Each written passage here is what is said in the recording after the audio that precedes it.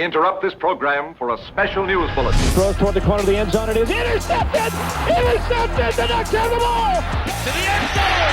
Oregon! Mariota dives! Touchdown! They hand it off straight out! C.J. Verdell wins the game for Oregon! Inside the 10! A hat-trick, a touchdown from Justin Herbert! Howard's going to run for it. Time runs out, and that'll do it! Welcome to the Big Ten, Oregon! They storm the field at Autzen! All right, Duck fans, here we go. Welcome to another episode of the Ducks Rising podcast, sponsored by Backer and Water Ave Coffee. I'm Zachary Neal, Travis Rickley over there in that hat. What's up, man? How you doing? Would you like to describe for all the people listening on audio what I'm currently wearing? If you have an idea of what Texas Tech fans like to wear a lot, what Jacob Rodriguez was wearing in his post-game press conference, except without the Oregon logo on his cowboy hat. Yeah, Travis is full. He went into troll mode for this one. I like it. Well, I've been looking for an excuse to wear my cardboard State Farm hat that for some reason I took home from Minnesota. So what a better time than now. What a better time than now. Oregon 23, Texas Tech a whopping 0. There's a lot to talk about from that game. I mean, we talked about it just briefly before recording, like, fantastic defense. Like, one of the best defensive performances we've ever seen. Offense, some questions. I think I'm going to chalk most of that up before, obviously, rewatching the game. I just got back to the hotel from the stadium. I think it's because Texas Tech's defense is really good. Like, give credit where it's due. They have a great defense, but I don't think anyone gave Oregon's defense that credit that it deserved. I talked to a lot of players and coaches after the game. They said, yeah, we knew that. We took that to heart. We wanted to show that that's what it was. So I know we're going to do a drive chart and kind of go through this game, but your instant thoughts early off? Yeah, I mean, it was just kind of the polar opposite of the JMU game in a lot of ways, where you leave the game going, wow, incredible offense, defense, there's some questions, and now we're kind of in the opposite point of view. But, I mean, I think for me, I just think back to, there's kind of two schools of thought coming out of that JMU game. There was, oh my gosh, sky is falling, this defense can't win us a game. And then there was the other hand of people that I think are a little more on the, ball knower side, which was like, yeah, some things to clean up, but that's a hell of a motivation. And this staff is going to take that and use it as fuel and kind of use it as a teaching point type of perspective. And I think clearly, as you mentioned, not only did that light a fire, I think a lot of the conversation around Tech's defense, and rightfully so, as you mentioned. But I think all of that just contributed to as good a defensive game as my life. I mean, really. Yeah, I mean, it seriously was. And, I mean, Dan even said that. I think he said it today, I know, on game day. And he said it a couple times before, too, that, like, yeah, the JMU game was kind of perfect because they felt really good, but then they also just knew that he could coach them so hard. He knew that no one was satisfied. That's as perfect as you could have from this. I kind of think you have that this week, too, because the defense feels great. They did everything they needed to do. Again, we can talk about how good Texas Tech's offense really was with all the stats, where they really like the third best offense in the nation. But the offense for Oregon, it's like, yeah, they feel like they need to do a lot better. I mean, Dante was good. He was accurate. No touchdowns, though. And there was, they struggled in a lot of times today. So how do you want to do this? You want to go just straight into the drive chart and just kind of talk about it? Like, what were your thoughts early on? You get the field goal first drive. It's kind of like, all right, you got points. You feel pretty good. You force the punt 3 and out, turnover on downs, then another 3 and out. Kind of after that first quarter, it's 3-0. How are you feeling then? I mean, you look back, and that first drive in a lot of ways was the easiest we moved the ball all game. I mean, I come out of that first drive, you have an almost touchdown to Benson down there in the corner. If he holds onto that ball another half second, that's probably a TD. We were protecting for the most part up until I think Bailey got around the edge and ultimately kind of knocked us into field goal range. But there was kind of like a 5-6 play stretch there where we were moving it. Guys were open. The offense seemed good. And I was like, okay, we're going to be able to throw on them all night if we can protect. I think that quickly, obviously, turned a little bit. You started to see Tech have a lot of success, and just what we talked about with third and long. I mean, I remember end of the first quarter, into the second quarter, they kept showing like your average third down length, and it was like 10 and above, every time it seemed like. So I know we hit one on our first drive of the game to Johnson down the seam to get us going, but I think it was clear very quickly that playing this game in 3rd and 12, 3rd and 14 was just going to be a challenge.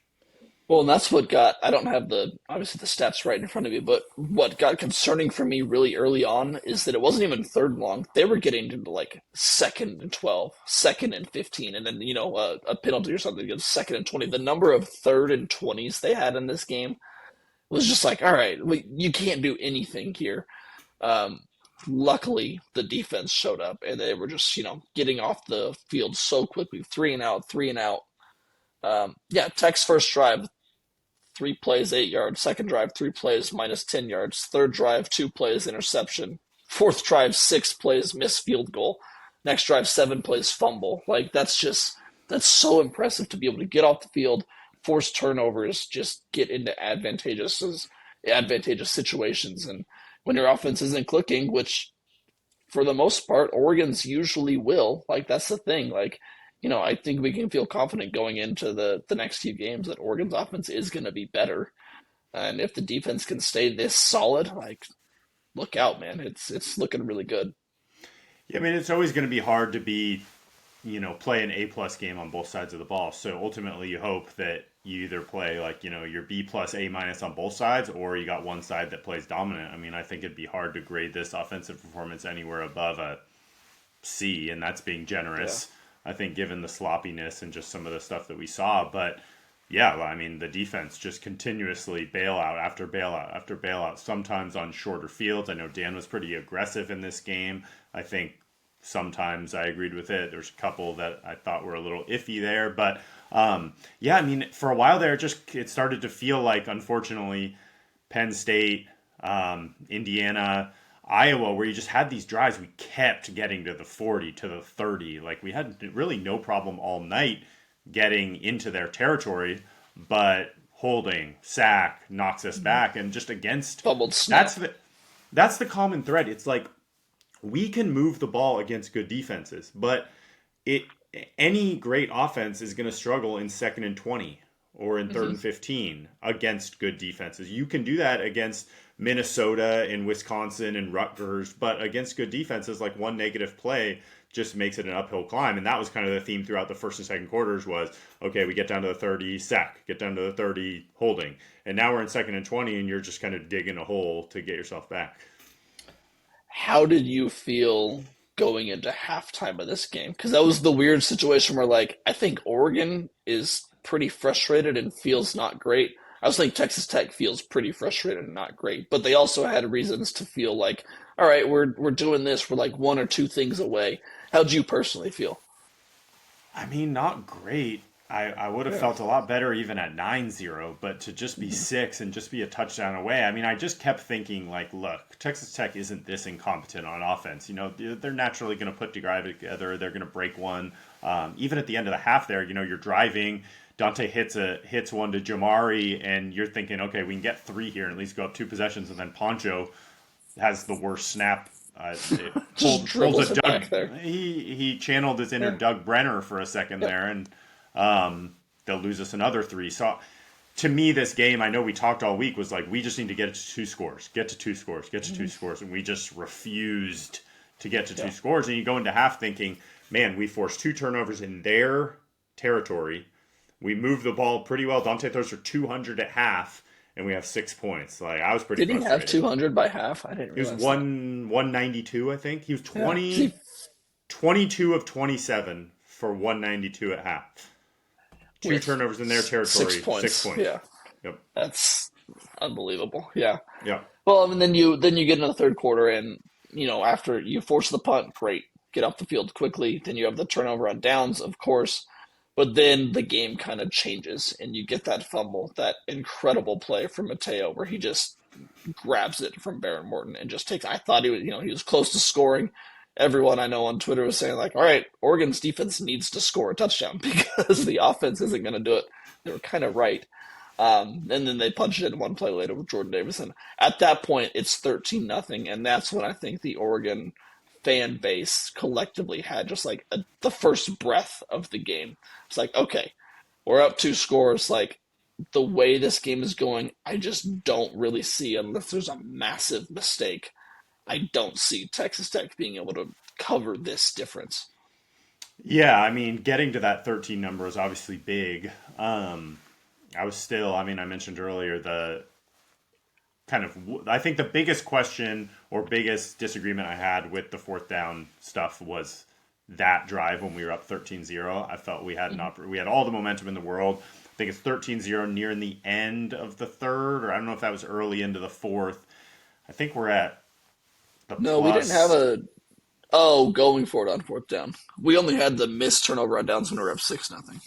Well, whenever Dante threw the pick, that play. Oh, the interception. Yep. Did that come on fourth down? Yeah. Did it come on third down? Okay. Fourth. Yep, that's it. That was the only fourth. I know there's once again going to be a ton of discussion around the fourth downs, and I think you got a quote from Dan about it. Yeah. But that one, I'm just like, you're up 13-0. Yeah. Offense just is, pin them. You're just dominating the game. I'm like, the only thing they can do right now is like capture the momentum, and they kind of did. I mean, that was their best drive of the game. So you go into the fourth, and they're first and goal, down 13 to where like you're a touchdown away from being up 6, and things are getting a little dicey. But thankfully, Morton threw just, oh my God, I don't know what he saw there, but awful. I can't wait to rewatch this game because there are some of those passes like, what were you looking at there? What did you see? Yeah. And I mean, Dante, to be fair, Dante had a couple too. I mean, Dante had Sadiq on a play action. Oh my God, was just that 6. fourth down, yeah. Yeah, so that's the thing about this game. I mean, you see 23-0 and you're like, there was a world where this is 38-0. Oh, you easily, hit a couple. Yeah. But they're also, do you think there was a world where it's 23-17 though? I don't think there really is. Their offense just wasn't able to do much. I think there's a world. I mean, they easily could have got a couple threes or a set. I think there's a world in which it's 23-10 maybe, yeah. Yeah, in that range. I mean, they missed a kick early. We got our first 4th and 1 stop of the season by a hell of a play by Kennedy. I don't know if you saw the replay or your vantage point. I mean, Kennedy's 5'10", 170? Yeah, not huge. Yeah. Takes on a lead blocker, just tosses him to the side and tackles the guy one-on-one. Like a hell of a play. Our vantage point was weird in this one because at Autzen, obviously, we're on the sideline, get to watch it from a TV broadcast. We were in the corner of the end zone here, so we're watching everything go away from us or come towards us. So you couldn't really see. The depth perception was way off, but cool stadium. I enjoyed the game for sure. From there on, it was kind of just cruise control. I mean, you're running the ball a ton. You have the missed field goal at one point, but that was all right, you're still up 16-0.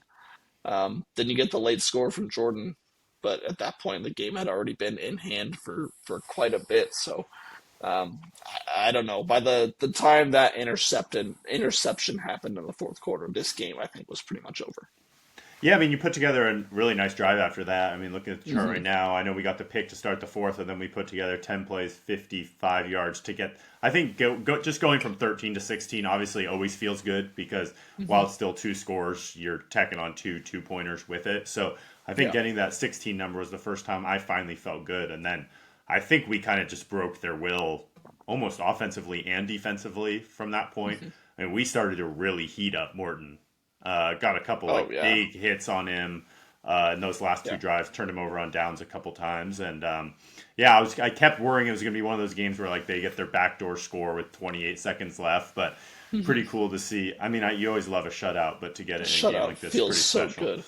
Yeah. Well, I love the 23-0 shutout when it could have been a 16-0 shutout, which is it just feels better, feels bigger. I saw that I didn't talk to him, but Amari Washington talked to Eric Scopel afterwards in the locker room and said, late in that fourth quarter, we could just see them tapping out. They didn't want to be on the field anymore. And that's when we wanted to drive harder. That's when we wanted to really finish it. I'm like, yes, that's everything I want to hear. Yeah. It was pretty, I mean, I didn't ever, there's been a lot of discussion about, I know with Tosh leaving, I've heard a lot of things around, he was the one to bring a championship level defense or finally have a certain level of defense here, and obviously Lanning and Tosh, and I'll get that credit, but it's pretty crazy to see from, 10 years ago to now today, just a literal shutout, dominating defensive performance by Oregon. I mean, that just wasn't something we ever really grew up and expected. I saw a tweet earlier. I'm trying to find it because even the comparison of last year or the last 2 years to this, as far as defensive performances, I can't find it. But Oregon in postseason games or playoff games was giving up something like 36 points per game and over 400 yards. And today they gave up, 0 points and 215 yards. And yes, you can have the conversation about how good really is Texas Tech's offense. I think they're solid. Are they as good as their numbers said? No, I don't think so. Are they better than USC's offense? I'm not sure. I think they're at least around there, but I don't think they're the best offense in the nation. So to say they did this against the best offense in the nation, I don't think that's accurate. But they're good. They're a playoff team. There's no conversation about them not deserving to be here. So, I don't think a lot of teams in the nation could have done what Oregon did today defensively. Yeah, I mean, they're not. What were they? Second most, shock plays in the country. Stats were good. I mean, yeah, the Big 12. Third scoring offense in the nation, 40 points per game. And I think almost more, I mean, you just can't convince me that coming off of that defensive performance in the first half in the Rose Bowl last year, like this wasn't a motivated team, and that wasn't a performance that was, brought by the last kind of 12 months ever since that day last year. So yeah, I mean, I don't think Tech's offense is going to be ultimately the barometer of winning a title. I think it's looking like Indiana obviously is going to be a step up in challenge. But I mean, to be honest, the defense kind of held its own against Indiana last matchup. So I think for them going into this game, you feel good and you feel like you're in a good spot. And then, like you mentioned off the top, the offense now gets to be the one who said, hey, we won, but we get to be the one, as Dan says, going to the doctor and figuring out what went wrong and cleaning stuff up. And they've got last Indiana game to motivate them. They got this game to motivate them. So I'm just not one that's ever going to think that like one individual matchup is ultimately going to reflect the next one. Do you have any real concerns about the offense going forward? I mean, with Daly out for Indiana, I don't think we're going to be facing any like twitched up guys like we saw today. So I think in terms of like true pass pro, just guys straight beating us, no. But I think schematically what Indiana does, totally. I mean, they've held Ohio State to 10. They held us to 13 real points, and now Bama has 3 points, and the game's about to end. And the quarterback has been benched. Totally. I think it's just different. It's what you have to worry about with Tech is just like straight talent. They just like had freaky NFL guys at different spots. Indiana doesn't really have any of those guys, but they have elite scheme, coaching, all that stuff. So I think it's almost more of like, I think it's like mental warfare versus physical warfare. Yeah. And, the mental piece has got to be there. Well, and it's just, that rematch factor, the revenge factor, and it's one of the oldest sayings in sports, like it's hard to beat a team twice. Like we know it's true, like we saw with Ohio State last year. That's one of like the, unquantifiable things going into this game. That's not a stat that you can put on paper, the rematch factor and kind of knowing how to, plan for someone seeing them again and what they did, what they will do differently, what they did wrong last time. So I know we're kind of getting away from this game. We're not completely done yet talking about Indiana, Alabama. Part of me wanted Alabama to win just because I like that matchup more. I think Indiana's just so freaking good. I'm kind of scared to see them again, but also like I know this team wants Indiana so badly that I'm excited to see what they can do with that. Yeah, and you can see it kind of go two different ways. I mean, you see Ohio State against us last year, like wants the rematch and it looks a lot different. But then you think 2023, Washington, we're all geared up for the rematch. We're favorites, blah, blah, blah. And they come out and smacks in the mouth again. So I think you can see those games kind of go different ways. And, as well coached and everything as they are as a team, I think they're certainly going to be ready to roll. But I think just kind of thinking back to this game and comparing it to that first Indiana game, I think the one piece that's there is it's hard to play one-dimensional football against really good defenses and have success. And I think our final stat was 47 for 64. On what? We ran the ball 47 times for 64 47, yards. Yes. Which, if you had told me that before the game, I would have just been mind blown because I'm like, wait, we ran the ball 47 times? 47 times. But we also had that many yards, I guess pseudo kind of credit for sticking to it because that's what we didn't do against Indiana last time. But we've got to be able to run the ball next week. Given what they do, that was the reason why they were able to get after Dante so much, is we just couldn't run the ball.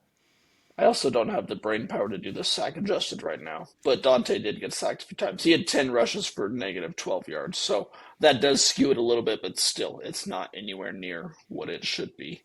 Yeah. And you can just tell, I love Dante. I hope he comes back. He does not like to run the ball. No. He is not. We ran him on some design stuff, and there was a little more yardage there than I would have liked on a few of those. You can just tell he likes to throw. He's a thrower. Mm-hmm. That's fair. He took a lot of hits today. There was some times where I was like, oh, he's maybe getting up a little bit slowly. Yeah. Any other notes? Any other major takeaways from this game? I think Tatum, incredible game. I talked to Tony after the game and just talked to him about Tatum and like how proud he was to just see him play as his son. That's just such a cool storyline to me. Finney, obviously, incredible. Anyone else that stood out to you? No, tight ends again. Jamar Johnson leading the team in receiving yards, 4 for 66. Probably could have targeted him a little more. And, it's your tight ends had 8 catches total. I'm curious just from, is there any other cool notes you had or anything just from being in the locker room? What was that like?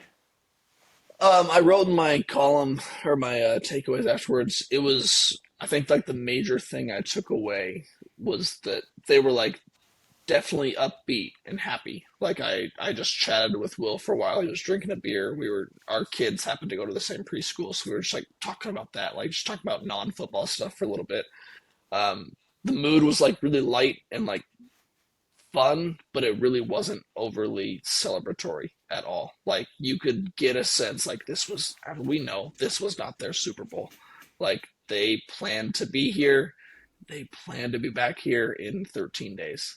That's just kind of the overall mood that I got from this team. They're ready to get home and start prepping for Indiana again. So I got that sense. We joke all the time about how big Lincoln Riley celebrated that win over Iowa. This wasn't that. They love this win. They're happy they won, but they're not satisfied at all.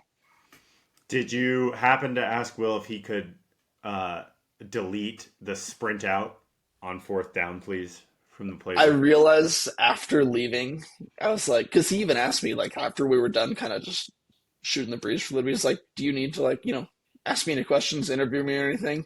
I was nah, we're good. We're fine. And then after I was walking back to the press box, I was I really should have just asked him why do you so much to sprint out to the right and cut the field in half on 4th down and have just 2 people run routes or go wildcat in 4th and 1? But I don't know. We had a good conversation, so I didn't want to ruin it. I hate being armchair quarterback, play caller. Totally. I just really try not to do that. I love Will Stein to death. After, how is that play not deleted after 2023 Washington, it never working in the 2 biggest plays of the game? It just, I don't know. I feel it in defensive will, everyone does it. And I just don't see it work often. I watch it in the NFL on 2-point conversions. I watch it elsewhere. Like, the only time it works when guys are playing man and you literally pick. Like, if you just get a pick play and they don't call it, congrats, it worked. Oh my God. I was just fuming when that happened. Yeah, that was a really tough one. Okay, Indiana has gone final, so it will be an official rematch. God, that was a blowout. I feel bad about picking. Well, I didn't pick Alabama to win. I just said I could see them winning, and that was not even close. 38-3. Wow. That Ohio State game last night, I don't know if there's anything else you want to talk about with Oregon. That Ohio State-Miami game last night was insane. I can't believe Mario and Carson Beck got over their own pitfalls to actually win a game. That was, yeah, I mean, before I want to say some thoughts on that, I think the only other thing on Oregon and just defense would just be, I think we finally saw that the defensive line could generate a little bit of pressure and some push when you get a quarterback back there who you can have a little bit different rush playing on. Yep. So shout out to Jeff and some other people I know who have been like quieting the alarms a little bit when it comes to that stuff of just like, hey, when you're facing Demond or facing Mayava or facing Barnett from JMU, like your plan has to be a little different. So it was great to see those guys get home. I don't know what we finished with. I think 4 or 5 sacks. I know Tatum had 2, 4 sacks. We had 4 sacks. Yeah, but under pressure all game. I mean, I didn't think we had to bring a whole ton of bodies. I know Bryce, blitzed a good amount, which we've been doing lately to bring a 5th guy, but I felt like we were generating stuff with 4 and 5 bodies, which is huge. Yeah, Mario. I mean, I think you've just seen what, and kind of from the Tech and Oregon side, you saw it in our game, like elite pass rush wins a lot in college football. When you've got guys who can make the other team uncomfortable, I think you saw it with us, you saw it with Tech, you saw it last week in that Miami game, you saw it with Ohio State. Like, not being able to block when you're in like somewhat of an even matchup and playing competent teams, it's an uphill battle.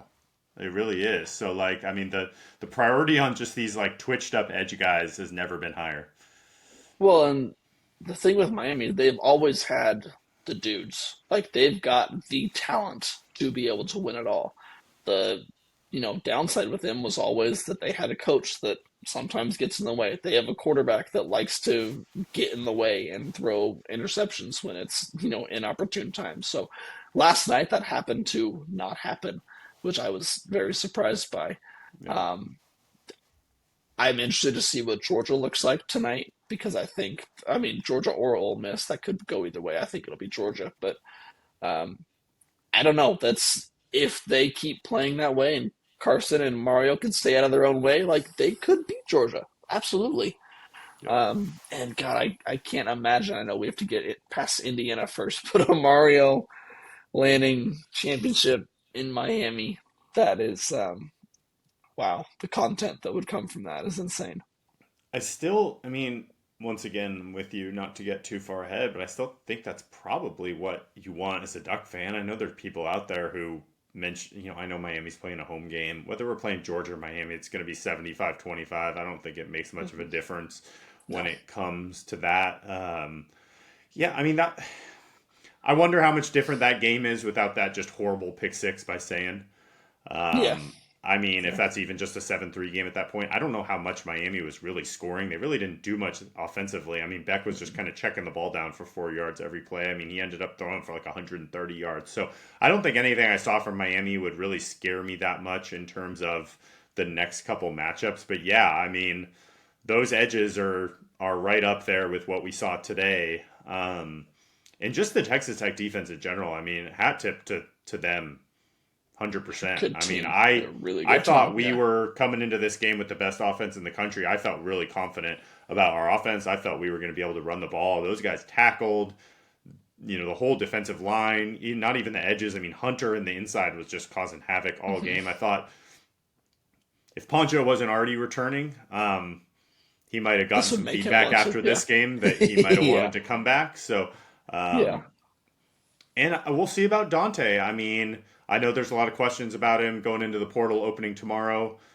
I think for the people wondering Questions out there, about Dante going into the portal? No, sorry. The portal is opening tomorrow. Oh, I know there are I was a lot. like, wait, what? Yeah, Okay. I know there are a lot of questions about what he's going to do with the portal Okay, opening. as the portal opens up, yes. Okay. And I'll just say, like, I would be pretty surprised if that decision is not somewhat close to being made by at least the internal, parts of that discussion. And at the same time, like, I think today was a perfect illustration of, like, he can make a lot of throws. He can make every throw out there. He has elite arm talent. The guy's a competitor, but I mean, you're gonna see defenses like that every week against in the pros, and you're gonna be undermanned and you're gonna be under siege, probably even more than that. And kid's 20 years old, so I don't know. I would just love to have him back.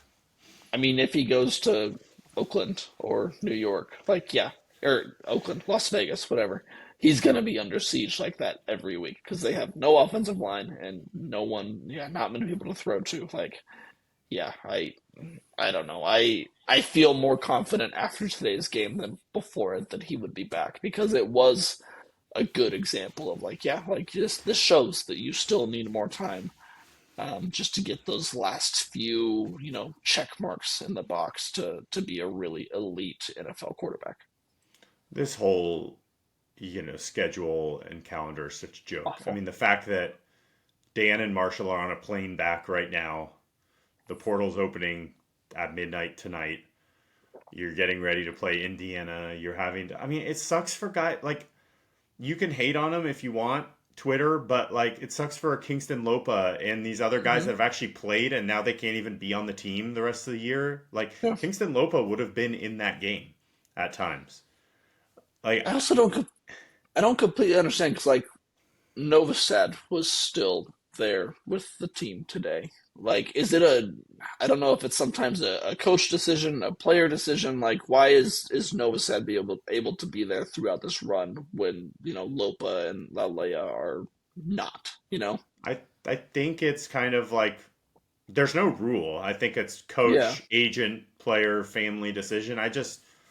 It sucks to have to be in that position to make that choice, and totally the staff having to, have these conversations with the guys and be figuring out what it's just. I mean, I'm grateful to have the staff we have who can clearly do this because they've done it in years past. But how broken is the system to where this is what's going on? And there's going to be more Oregon guys who it would be advantageous for them to enter right now, but they probably want to stick it out with their brothers and go try to win a title. And exactly.